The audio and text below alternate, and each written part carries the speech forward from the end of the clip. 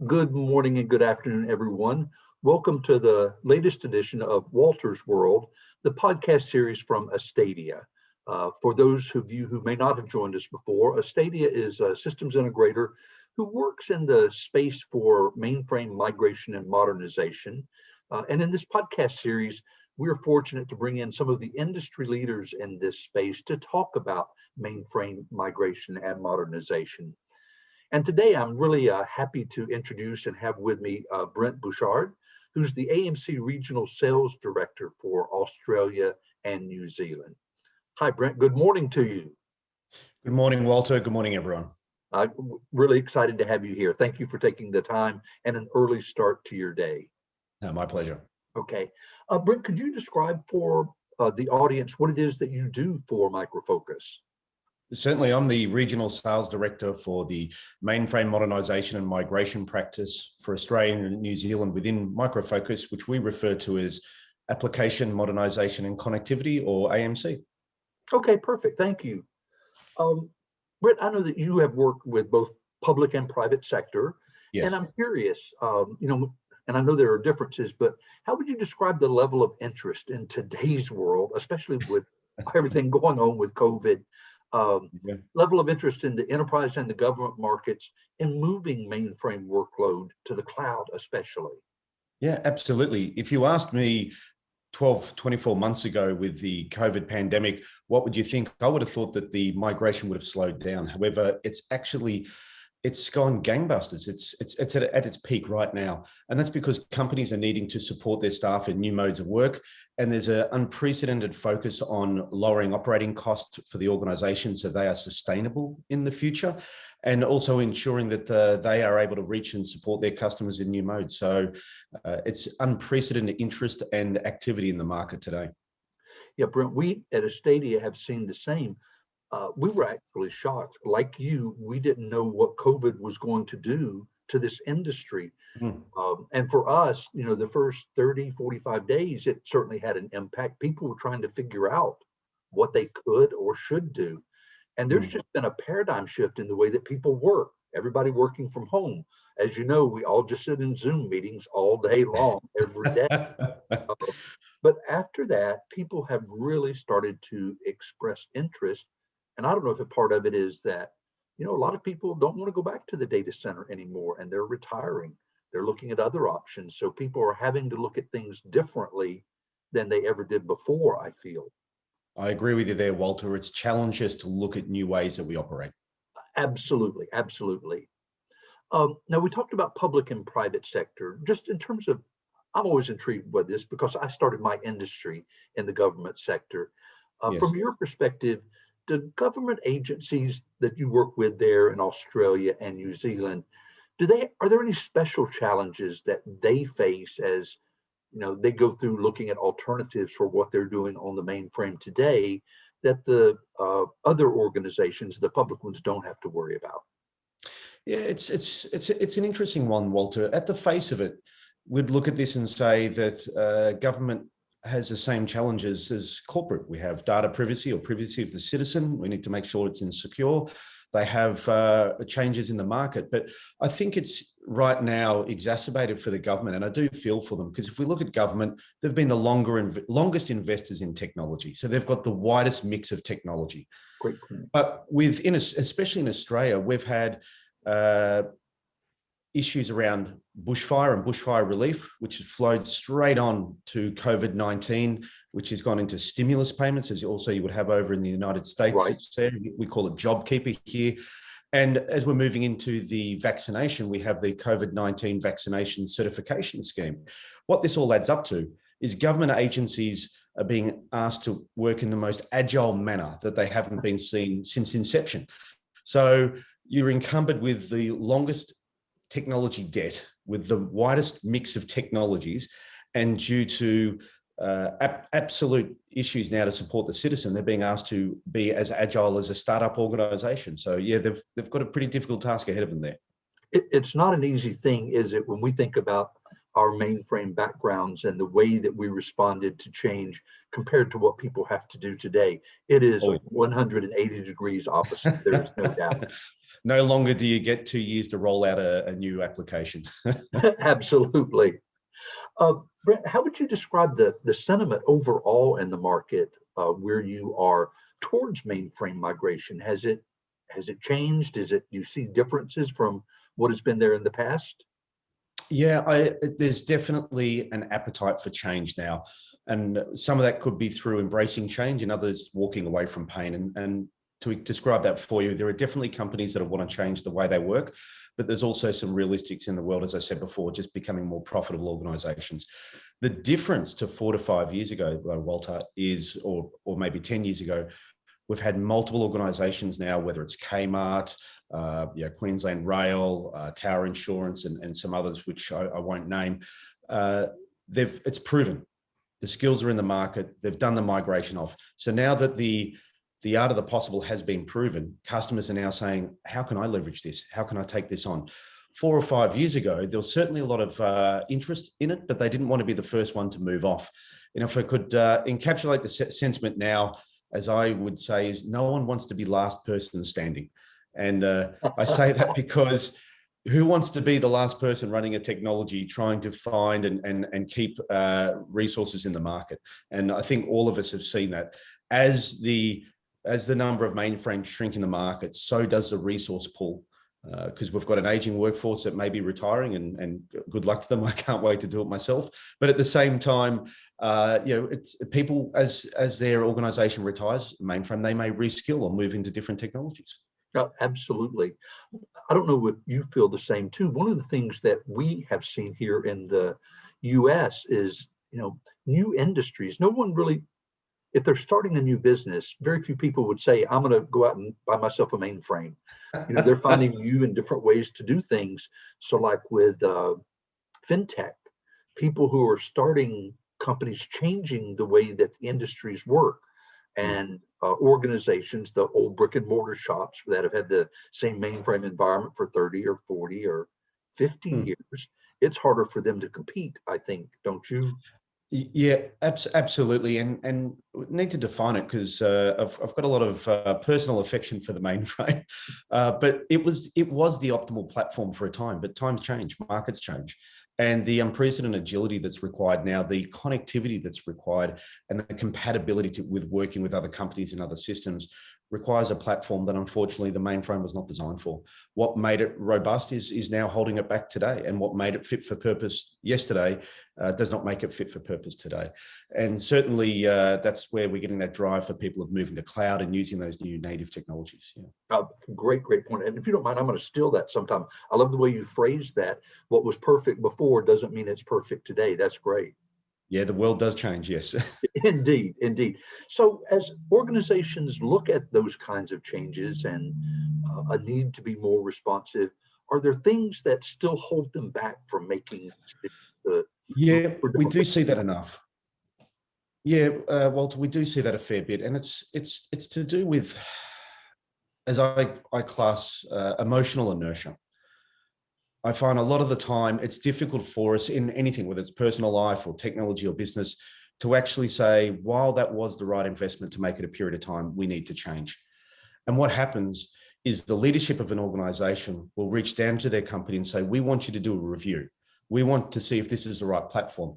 But the people they're asking to do that were the people who made the decision to acquire the mainframe or have been supporting it for decades. And that creates an analysis paralysis, and they don't realize the opportunity cost. So they'll look at the platform and they'll say, it's running well, don't change it. But the opportunity cost, the cost of not doing something else, being more agile, being quicker to the market, those areas there, and they should be analyzing that. So what I always recommend is they should get an external party to give guidance as well. Certainly leverage the knowledge and the awareness of the business internally, but don't be afraid to look out and get advice and guidance from those outside. And what I would say is reach out to the customers that have done it before. Reach out to the Kmarts of the world and those organizations and talk to them about their journey, because that's the way you're going to truly understand the value that they unlock. That certainly makes sense to me. I know that I think it's important, and I often recommend to people that My first mainframe migration is a lot different from a mainframe migration today. I've got the Yes. bumps and bruises, we all do, that we've been through, and we know it's painful. And for someone who's been working on a mainframe their entire career, I feel sometimes they don't know what to look for, to be concerned Yes. with, or to plan for. So working with people who have gone through that, I think you make a great point that it is not just comforting, but it's educational for them Yes. knowing what to look for. Absolutely. And certainly in Australia, the technology sector is not a large sector compared to, say, the United States or Europe. And there is certainly a certain amount of help that you would find from organisations. So there are many communities within the Australian technology market that if companies reach out to, we can connect them to. And those who have done it, those who have the skill, they certainly are into the trading of information and ideas. So I would say that you're not alone in it. And if you do reach out, there are certainly other companies that would be certainly willing to share their experience. That makes sense. Well, let's talk for a second about microfocus. For those organizations who are looking to, find their proper journey, and we recognize that no two journeys are the same, how is microfocus best geared to help those organizations? Absolutely. Well, first I'll start with experience. This is something we've been doing for 40 years, well before I joined the organization. And we've done, to memory, in the last 10 years, we've done well over 600 migrations just in the last 10 years alone. So we've got the skill base, the technology, and that technology has matured and improved over time due to the number of migrations that we've got. So I believe that puts us in a unique position.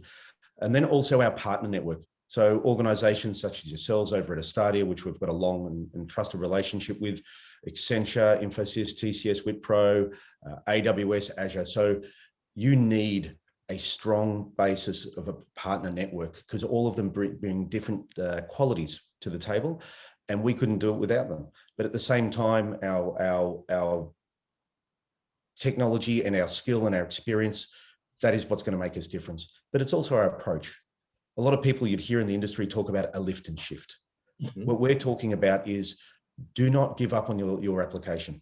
Keep that application. There's money in that application. It was what made you successful. So we're talking about modernize a platform. We work with our customers to then, after they've modernized the platform and remove those inhibitors, to modernize their processes and modes of work. That's adapting agile and DevOps style processes on these legacy platforms. And then overall, once we've done that, that allows a true modernization of the application. And that's talking about the unlocking of data and modernizing those business processes. That absolutely makes sense to me. Brent, I talk all the time about the fact that I think that the business rules that are in companies' code, that really helps define who they are. It's a differentiator between them and all of their competitors. So the Walter, thought of giving up on that is frightening to me. What I like to say to customers, sorry, Walter, is that you are here and your competitors are not proves your business process. That is what made you successful. Why would you want to give that up? Why would you want to go back to a generic industry standard off-the-shelf program and then have to modify it? Because that you're here and your competitors are not, that's why you are successful. Those business processes and how you approach the market.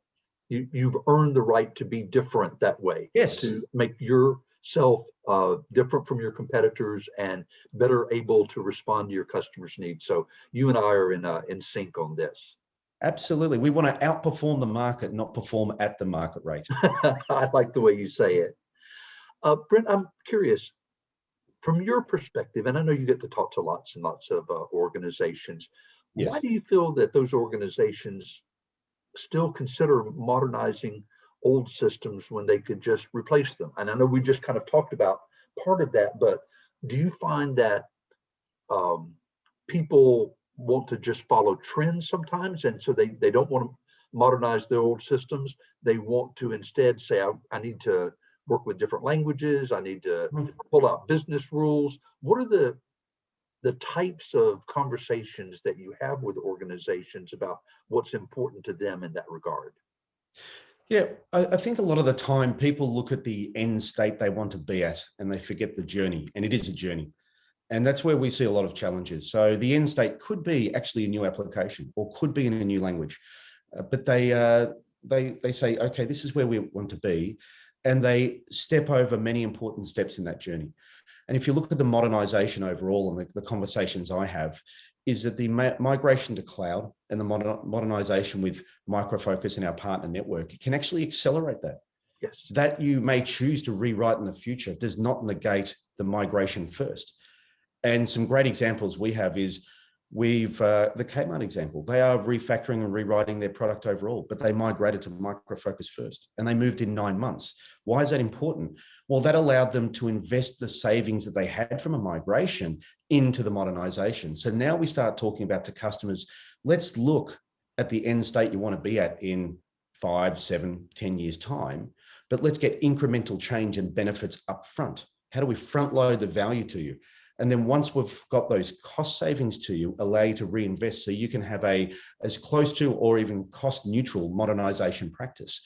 The alternative is investing tens or hundreds of millions of dollars in a new technology, running it side by side with no benefit until the end state, and then hoping when you flick the switch, it's going to give you the benefits that you're after. I'm thinking that the appetite for that is less and less because we've seen, unfortunately, some seismic unsuccessful projects, and customers are more cautious, which I appreciate that approach. And we are heavily invested in the banking, the insurance and federal government sectors in Australia. And that approach is, how do we improve staff productivity? Let's look at the developers and the testers. Can we get you quicker time to market before we migrate? Let's see how we can improve that. Then let's migrate and take out your operating costs. Once we've got that, let's feed those cost savings back into the new technologies. Then let's look at the application itself. Are there parts of the application that maybe could be broken off and rewritten in new technologies? But the core, which may be static or limited in its changes, let's keep that the way it is. Why disrupt what's working well? Why rewrite something that doesn't need to be rewritten? Brent, that exactly matches what we've seen here at Astadia. I can't tell you the number of times where I've talked to customers who say, I recognize I can't get to that end state on day one, and that it makes economic and technical and business sense to do it in phases so that you get to take advantage of that economic benefit to reinvest in modernizing. What I've seen though is people say, I'm going to get there and then I'm just going to rewrite everything, or I'm going to refactor everything to a different language. What they have found is, as they go through, especially for many of these old mainframe systems, they haven't recompiled some of their code in the last 15 years. The beauty of the mainframe is it does the same thing every day the same way. And what they've done is said, we can handpick, just as you described, those areas where it makes the most sense to get the benefit first. And with the development environment that Micro Focus provides, being able to have a COBOL program talking to a C# program as an example, it's not that big of a deal. That's the easy part. And you can just pick and choose what you want then. Absolutely. We're doing that with a very large federal government agency right now in Australia, and we've nicknamed it Modernisation by Stealth. So what happens is, and it's got a lot of support, which is, as a modification of a business process is required, they'll rewrite it in C#. And they're only modernizing the routines that the business has requested changes to. And we have COBOL talking to C# natively. It's working in the cloud, and it's in the environment. It's still talking back to a mainframe as well. So there's still some legacy mainframe apps, but it's allowed them for this application to scale to an unprecedented level that they've got to do around a certain time of year. Makes sense to me. One of the questions I wanted to ask is, what are some of the biggest concerns that you hear from your customers? I mean, and it may just be these, but normally we hear like costs and resources and agility. Are there others beyond that that you hear, or can you tell me what you most often hear about why people say, I need to go ahead and make a decision to do something different? Absolutely. So it depends on the individual that you're talking to in the organization. Obviously, if we're talking to the business leaders and the business owners, it is about operating cost and efficiencies, because in these sort of times, you need to be running at the lowest cost base, at the highest performance to out compete your competitors. But agility is a really important one. And I have this discussion a lot of the time where I'm talking to the users of the application, the people who run the business. And it is a compliment that you have competitors, that you have created a high margin, a high profitable market share in a market, whether it's credit cards, home loans, or whatever. That is kudos to you, because you've run a fantastic business. The unfortunate side is that's created incumbency for you, technology debt and legacy, and you've got people who don't have those challenges, and they can walk into the market learning all the lessons learned that you've had to build the hard way, and try to disrupt your organization. So they're very much concerned about being agile.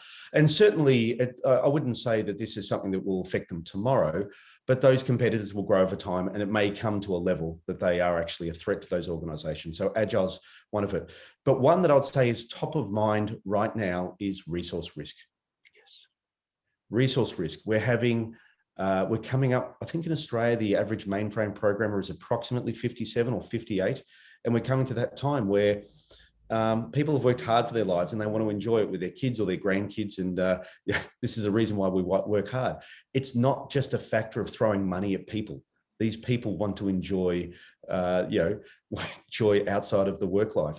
So we need to lower the skill bar required, and that's a lot of the time we can lower that skill bar. COBOL is a very readily available skill, but it's a sysprog skills, it's a mainframe ZEOS skills that aren't so readily available. So if we can lower the skill bar, remove those skills requirements, then we can address that resource risk.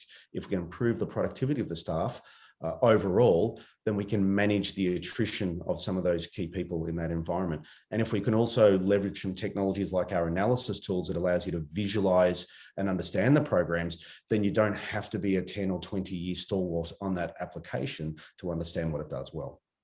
I'm glad you mentioned the analysis tool. I'm a huge fan of it. And I think that it absolutely affords people and organizations the opportunity to not be terrified that their resources are retiring. I mentioned before with COVID, we saw a lot of people who were getting close to retirement age who just don't want to go back to the data center. They don't feel safe.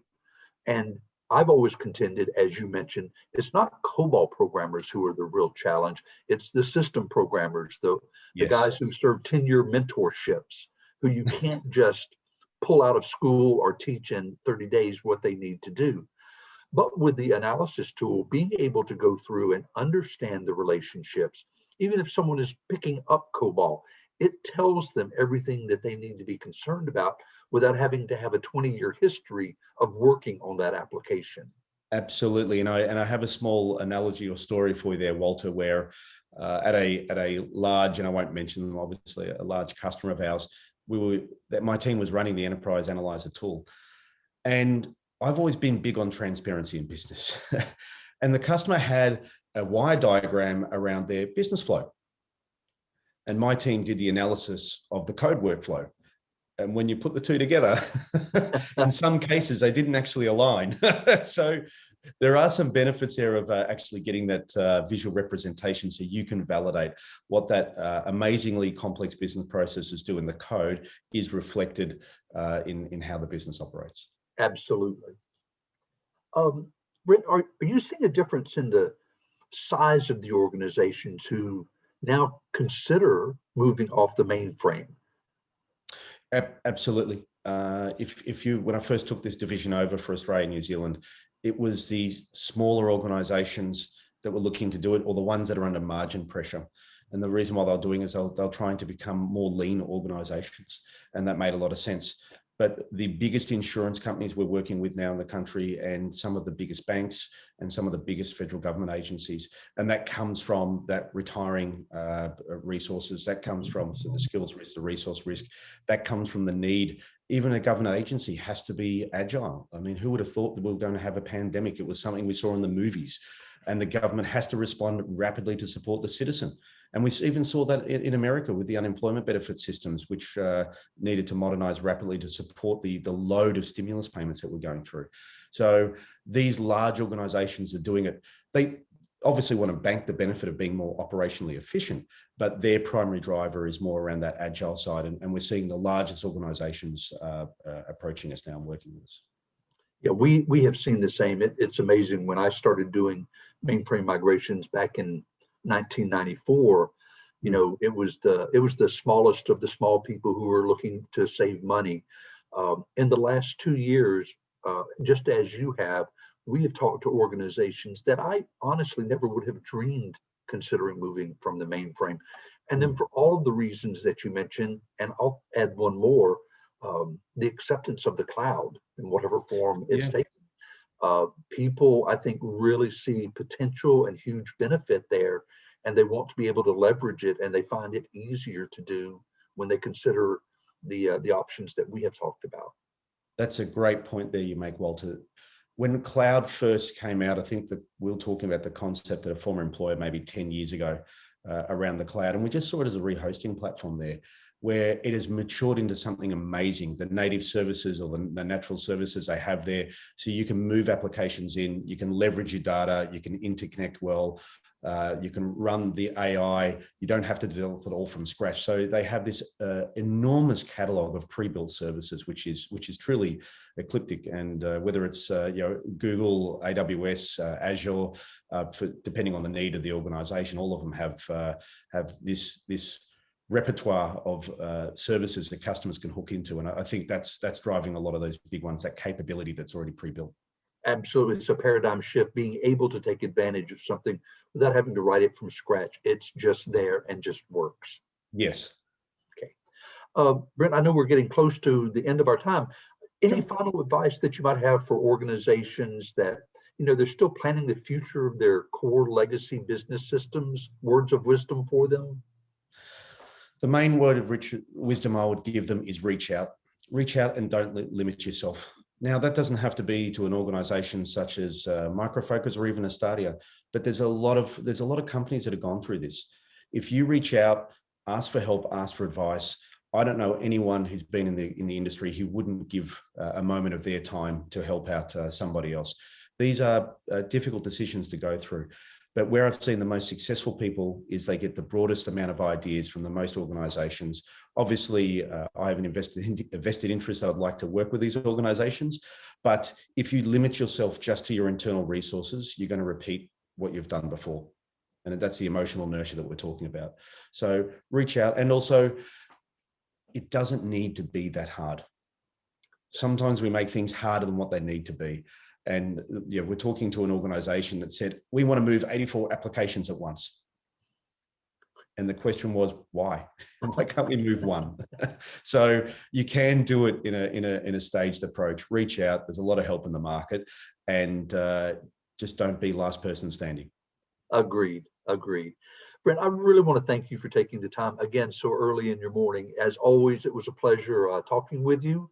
And I hope this was a really helpful session for the people who attended and for our audience. Thank you for taking the time out of your busy day.